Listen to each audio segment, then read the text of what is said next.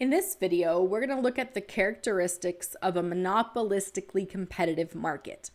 So the difference between a perfectly competitive market and a monopolistically competitive market is that the monopolistically competitive market differentiates themselves. And in our previous video, we looked at different ways to differentiate yourself. So you'll recall the differentiation can be physical, it can be based on convenience, ambiance, reputation, quality, reliability, or customization.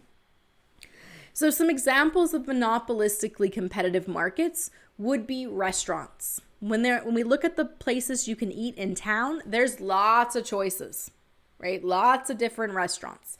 So like a perfectly competitive market, there's lots of businesses.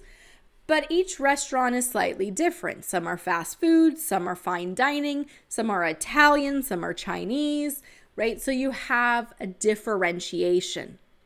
And that differentiation allows for them to compete not solely based on price. Corner stores differentiate based on convenience. When we look at service, small businesses and service industry, so we're talking about roofing, painting, hair salons. These are differentiating themselves from the competition based on their ability to provide that customization, right? Your hair salon knows you and what you like, so they're going to provide it just the way you want. The roofing and painting company are going to provide exactly the combination of goods and services that you want. And that level of customization and the convenience of where they're located will allow them to differentiate. And so they're no longer competing with each other solely based on price. Those of you who are going to become accountants, accounting firms are monopolistically competitive markets. They don't compete solely based on price. They differentiate their product. And a lot of that has to do with customization, quality, reputation of the company, right? So you want to make sure that your taxes are done correctly, that you're protected from audits. And so it is the reputation of the accounting firm. It's the quality they provide, that customization, because you can consider all the different nuances of their taxes. Maybe they have international components, right? So that makes them different from the other accounting firms in town. So the idea here is if we can differentiate our product, we no longer compete solely based on price. We create that brand recognition, that customer loyalty, so that demand becomes more inelastic. When it comes to the characteristics of the monopolistic competition, it's best to understand these characteristics by comparing them to the characteristics of perfect competition.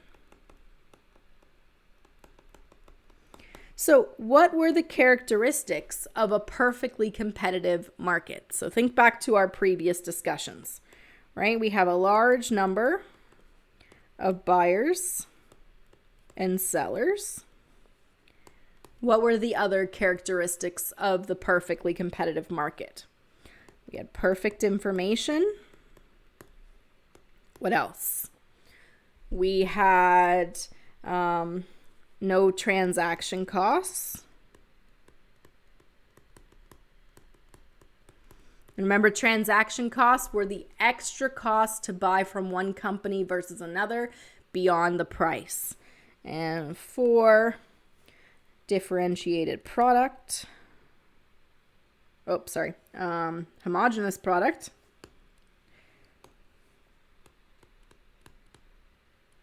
Homogeneous. Can I spell that correctly? Homogeneous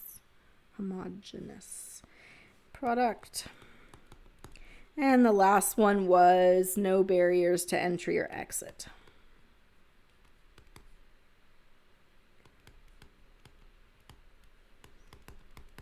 Okay, so we know a perfectly competitive market has all 5 of these characteristics.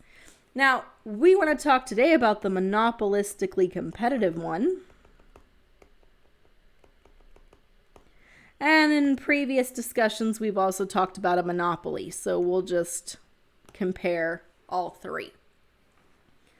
Now, when it comes to the monopoly, there's only one seller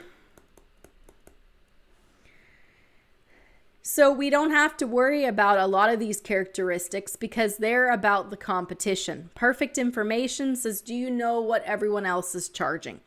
If you're the monopoly, there is nobody else. Transaction costs are the extra cost to buy from one company versus another. If you're a monopoly, there is no other company. You also don't have to worry about whether your products are homogeneous or differentiated because you're it. And just to recap a discussion we had previously, do monopolies have barriers to entry or exit? And what were those barriers? Right? We have 3 types of barriers that keep out the competition and create those monopolies. What were those barriers? We have legal, technical, and economic, creating those natural monopolies. All right, so then let's look at a monopolistic competition. In this video and the next couple videos, we're going to be comparing the monopolistic competition to the perfectly competitive market and the monopoly. Here we're looking at characteristics. In the next video, we'll look at decisions about prices and quantity. But let's think about the restaurants, the hair salons, the accounting firms, the roofing and painting companies. Do you have lots of buyers and sellers? Well, when you think about the number of restaurants we have in town, there are maybe better than X's, so we don't confuse no and yes. We'll do check marks. We don't want to create confusion here. So monopolistically competitive markets, like the perfect competition, have a lot of businesses that you can choose from. So then the question becomes, why does that matter? Well, as we talked about before, if you have lots of buyers and sellers, then the buyers all act independently of each other, competing for, so if we think about a hair salon, we're all competing for a certain time slot to get our hair done. We're competing for a seat in the restaurant at Friday night at 7. So the buyers are acting independently of each other. The sellers are acting independently of each other. That means that all the different restaurants are trying to entice you to come to their restaurant. There's not that collusion that we'll see when we get to oligopolies. So the idea here is that if the buyers are competing for businesses and the businesses are competing for the buyers, then that creates an incentive for prices to matter. Okay, because we're trying to use our scarce resources to satisfy our wants. Okay. And so we have to look at the price. So in a perfectly competitive market, prices do matter. And in monopolistically competitive markets, prices will matter, but they're not the only thing that matters. Okay. Now, when it comes to the perfectly competitive market, we had perfect information. We knew how much the different businesses charge. With monopolistic competition, the same is true.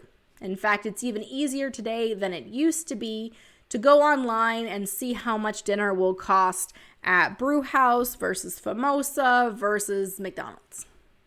Okay, so we know what everyone's charging. So prices matter, and we can see what the prices are for the different companies. Now, when we start to look at transaction costs, remember transaction costs were the extra cost to buy from one place versus another beyond the price. Well, if we're going to differentiate based on things like convenience, then there is an extra cost to buy from the grocery store versus buying from the corner store. More gas, more time, more effort to go to the grocery store versus the corner store. So when it comes to the monopolistically competitive markets, there are transaction costs. There is an extra cost to buy from one company versus the other. Perhaps your company has some kind of loyalty plan. Okay, you earn points, you get discounts. Those are also examples of transaction costs, because if every time I buy from here, I get something free or accrue points to get something free, then it now costs me extra to buy from the other company because I don't get those freebies and points. The other thing that's different between the perfectly competitive market and the monopolistic competition is the idea of the homogeneous product, right? The point was to differentiate the product in order to create that brand recognition and customer loyalty so that people would keep coming back. So when we compare the monopolistic competition to the perfect competition, there are transaction costs and the products are differentiated. So these two differences here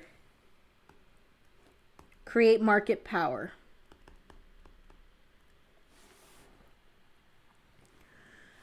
Now, the monopolistically competitive market is no longer competing solely based on the price of the product. They now have more power over the price.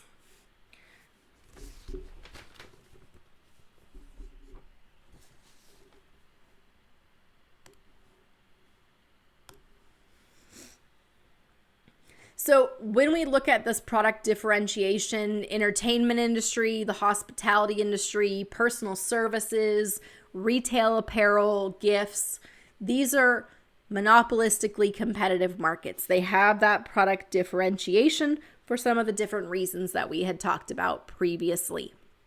So a lot of the businesses that we encounter are monopolistically competitive markets. There is lots of competition in terms of your hair salons, in terms of where you buy your clothes, in terms of what hotel you go to, in terms of what you do for entertainment, whether it's going to the movies, the arcade, the axe throwing, whatever you're doing for entertainment. But notice they're all a little different, right? In terms of what they provide, who they cater to. So by differentiating, we get that market power. The last characteristic, and one that's going to be important to the monopolistically competitive market, is the no barriers to entry or exit. So just like the perfectly competitive market, if others see you making economic profit and doing well, they can jump in and join you. So when we look at the monopolistically competitive market, these characteristics of being a lot like the perfectly competitive market in terms of price matters, because there's lots of competition and we know what everyone else charges, and the fact that others can join in is going to make it like a perfect competition in the long run. In the short run, it's going to behave more like a monopoly, and that's because it can differentiate itself and gain that market power. So if you think about your restaurant, you could say, okay, well, I'm going to make my restaurant different by serving Ethiopian food, and there's no other Ethiopian food in Red Deer. Okay, I'm differentiating my product. I get market power. I'm no longer competing based on price. People come to me for the quality of my food, and because the food is different than we can see elsewhere. Now, other restaurants see that you're being successful, you're making economic profit. There's already a bunch of restaurants in town. We know what everyone else is charging. There's no barriers to entry or exit. So as a restaurant, if I see that your Ethiopian restaurant is doing well, I could start providing some Ethiopian food. I could even open an Ethiopian restaurant myself because there's no huge exorbitant cost to enter the market. And while there are costs to start up, they aren't so huge they keep people out. So you could join in, and then you could start to differentiate your restaurant the same way I differentiated my restaurant. So now we're not really any different, which means because there's competition, because what everyone knows what people are charging, because other people have entered and start to offer Ethiopian food just like us, now we're competing based on price. And so if you're a monopolistically competitive market, you are constantly trying to differentiate yourself so that you can keep the market power. Because if others start to have a similar product to you, if the extra cost to buy from one company versus another is not significantly different, right? I put a corner store next to your corner store. Now we're no longer different. Now there's no additional transaction costs from buying from me versus you. Now we're competing based on price. So these characteristics of being a bit of a perfect competition and a bit of a monopoly mean that the businesses, they're happier than the perfectly competitive market, because if you're different, you're not competing based on price, but you constantly have to maintain that difference in order to act more like a monopoly.